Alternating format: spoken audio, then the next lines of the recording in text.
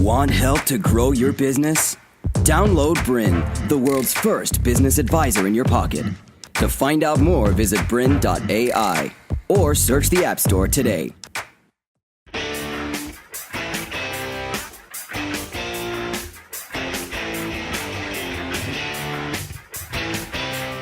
Hi and welcome to Communication in Crisis.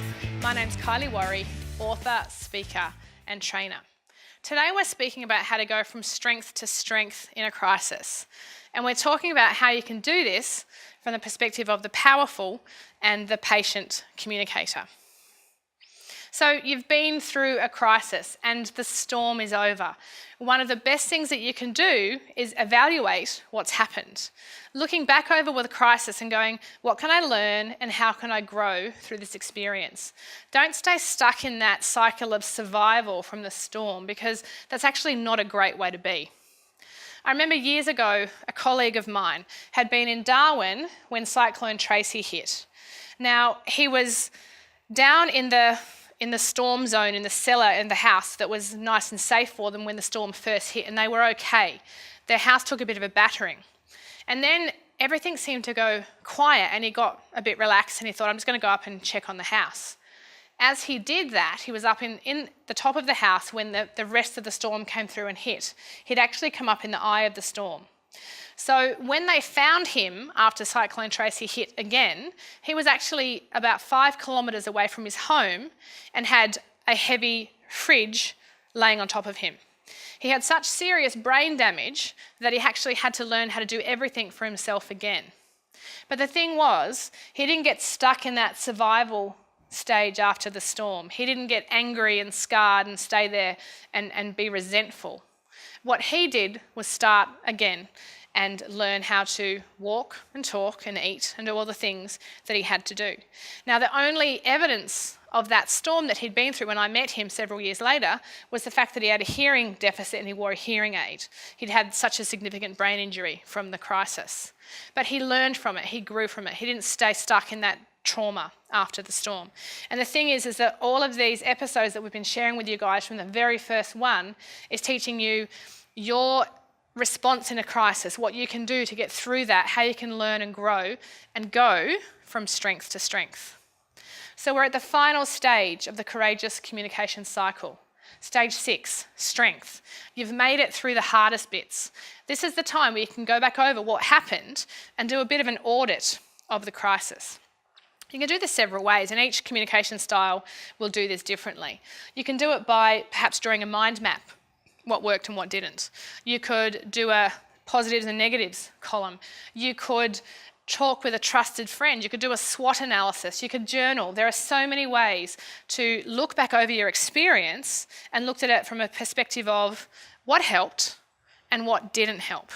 And that's how we learn. We can evaluate what our strengths are, what worked, and then we can grow from there and actually use our strengths to get even stronger. You see, strengths allow us to cope during adversity. I want you to think about facing something that you're struggling with. When you can stand in front of something that is difficult and say, I know that I can do this well and this well and this well, then you're more likely to go into that adversity knowing that you'll be okay.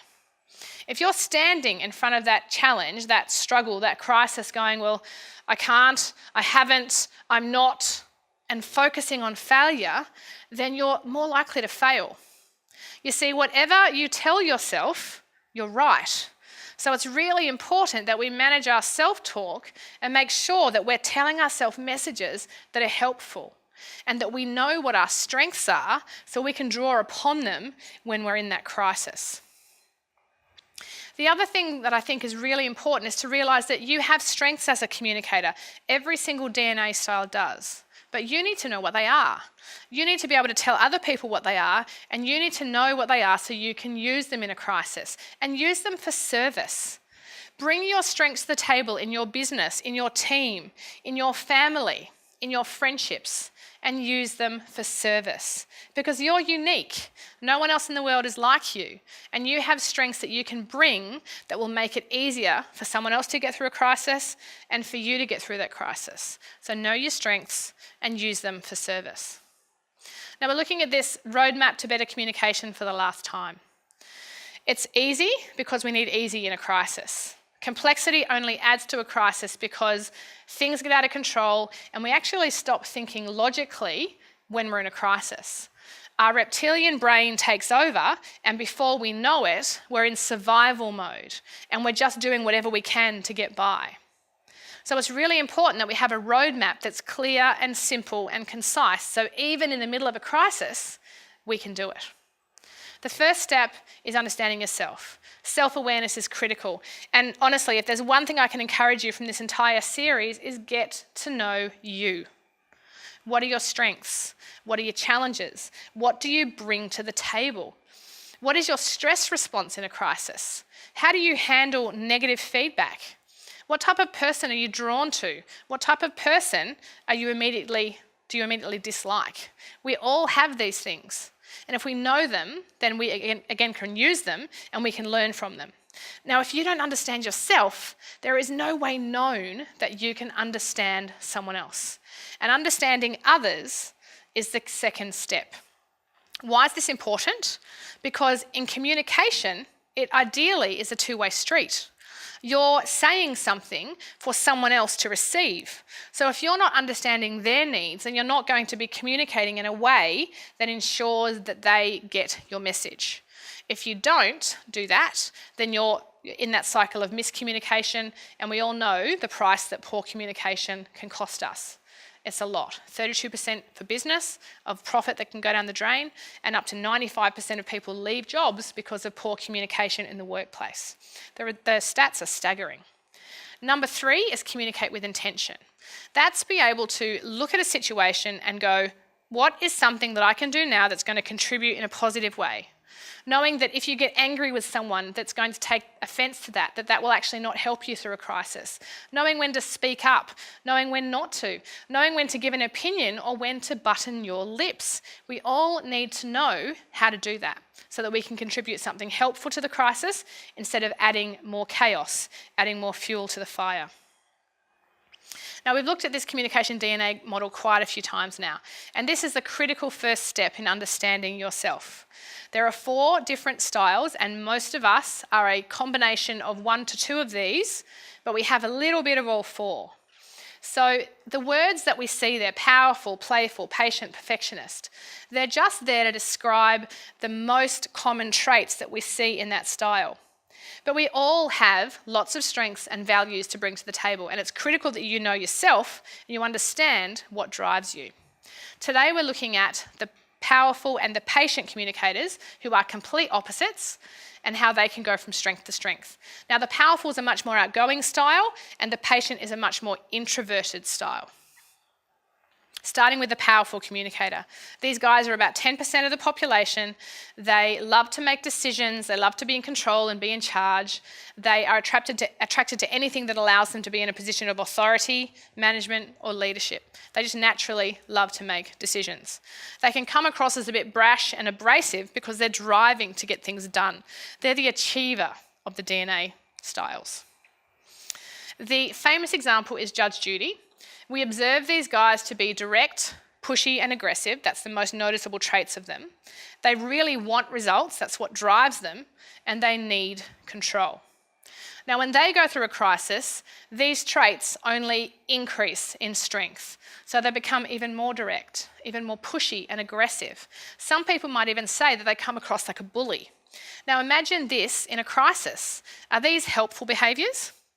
Probably not. So if this is you in a crisis, you need to know how you can come across and how you can be perceived by others, and communicate. Let them know what's happening. Use your strengths in a crisis and manage your emotions. I want you to think about, for example, police officers. Now, when they're first on the job, they have no idea about how to cope with the disastrous things that they may see every single day. But they learn.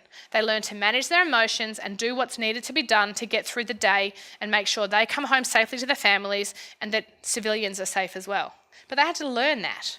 Now, we're not talking about something so dramatic for us, hopefully, but it's a great example of learning how to manage yourself through a crisis, learning to manage your emotions and having something in place to manage your stress so that you're not at a 9 out of 10 before the crisis hits. We need to be at a 2 or a 3 on a good day to make sure that we have a lot of room to manage a crisis when it hits.